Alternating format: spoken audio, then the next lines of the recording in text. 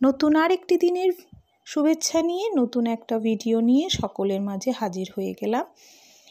এখানে দেখতে পাচ্ছ ভেটকি মাছ ভাজা রয়েছে, ফুলকপি আলু ভেজে রেখে দিয়েছি। হ্যাঁ, ফুলকপি আলু দিয়ে আমি ভেটকি মাছের ঝোল করছি, যেটা কিনা খেতে খুব ভালো হয় এবং আমার খুব প্রিয় খাবার একটা। এখানে মশলা কষাতে দিয়ে দিয়েছি 2টো পেঁয়াজ, একটা টমেটো, কাঁচা লঙ্কা, আদা রসুন একটা পেস্ট করে নিয়েছি। একটা পেস্ট দিয়েই 2টো রান্না করব আজকে।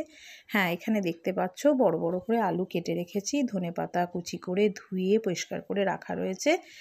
বানাচ্ছি মাংস। হ্যাঁ, মাছ আর মাংস দুটোই হচ্ছে, ছেলের জন্য মাংস আর আমরা খাবো মাছ। এখানে মাংসর জন্য কিছু সবজি, বিনস আর গাজর, যেটা ছেলে খায় পছন্দ করে সেটাই রেখেছি। আলু তো দেখতেই পেলে। আর হ্যাঁ, এখানে আরেকটা জিনিস করছি, টমেটোর চাটনি, যেটা কিনা খেজুর আমসত্ত্ব দিয়ে হবে। চাটনিটা খুব সিম্পলভাবেই করি, খুব একটা মশলা বা কিছু থাকে না। চাটনিটা আমি গুড় দিয়েই করব। আর এখানে দেখো কড়াই চাপিয়ে দিয়েছি, মশলা কষে এলে ফুলকপি আর আলুটাকেও আমি অ্যাড করে দিয়েছি। ফুলকপি আলু মশলাটা ভালো করে দেখো কষে এসছে, কড়াইতে প্রায় লেগে এসছে। এবার আমি দিয়ে দিচ্ছি ঝপাং করে গরম জল। গরম জল পরিমাণ মতন দিয়ে নেব, যতটা ঝোল আমার লাগবে। এবার ভালো করে নাড়াচাড়া করে এর মধ্যে সেদ্ধ হয়ে এলে মাছটাও অ্যাড করে দেবো। খুবই সিম্পল রান্না, তবুও তোমাদের সাথে শেয়ার করছি, আশা করছি তোমাদের ভালো লাগবে। এখানে কড়াইতে গোটা গরম মশলা ফোড়ন দিয়ে সবজিগুলোকে ভালো করে মশলার সাথে কষিয়ে নিচ্ছি। কারণ আমি কড়াইতে মাংসটা করব না, করব হচ্ছে প্রেসারে। তাই প্রেসারে তো কষানো যায় না, আমি পারি না। তাই এখানে একটু গরম মশলা আর কিচেন কিং মশলা দিয়ে আজকে স্টুটা করব। খুব একটা মশলাপাতি এটাতে দিচ্ছি না। নুন হলুদ মিষ্টি যেমন দিতে হয় গরম মশলা, সেটা তো দিচ্ছি।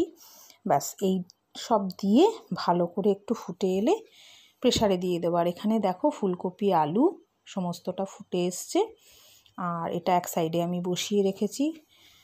এরপরে এর মধ্যে মাছটাও আমি অ্যাড করে দেবো। রইল বাকি এবার আর একটা জিনিস রান্না করা, খুব সুন্দর হয়েছে। এই যে এটাও কষে এসছে, এবার এটাকে আমি এই যে প্রেসারে ট্রান্সফার করে দেবো।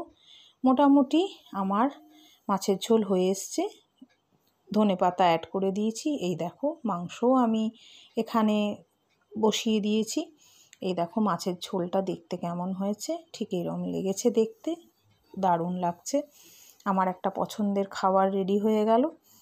এবার মাংস স্টুটাকে করার পালা, মানে ঝোলটাকে। এখানে দেখো প্রেসার আমি চাপিয়ে দিয়েছি, সবটা প্রেসারে দিয়ে এবার 2টো সিটি দিয়ে নামিয়ে নিয়েছি, ধনেপাতা অ্যাড করে দিয়েছি। দেখতে মাংসটা এই রকম হয়েছিল। ফাইনাল লুক তোমাদের দেখিয়ে দিলাম। ভীষণ সুন্দর খেতে হয়েছিল, ছেলে বলল। তো চলো, মাংস রিভিউ দিতে দিতেই আজকের ভিডিওটা এখানেই শেষ করব। বিশেষ আর কিছু বলবো না। সবাই ভালো থেকো, সুস্থ থেকো, আনন্দে থেকো। আরও হ্যাঁ, চাটনিটারও তো দর্শন করতে হবে।